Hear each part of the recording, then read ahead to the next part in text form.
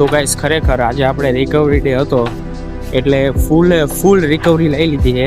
કહેવાય ને કે આમ એક અલગ જ આપણે સ્ટ્રેટ હારે હવે આગળ વધશું અને હરવે બધું આપણું સેટ થતું જાય છે. અને જોઈએ હવે ક્યાં લગી કેટલું થાય છે. બાકી જ્યાં લગી બધી વસ્તુ સેટ નથી થઈ જાય ત્યાં લગી આપણે આપણી મહેનત રોકવાની નથી. અને કાલથી મળીએ આપણે પાછા આપણા નવા વ્લોગ સાથે. અને કાલે ઓમય પાછો સોમવારે એટલે લોંગ રનિંગ ખેંચશું આપણે. તો તમે બધા રેડી છો ને?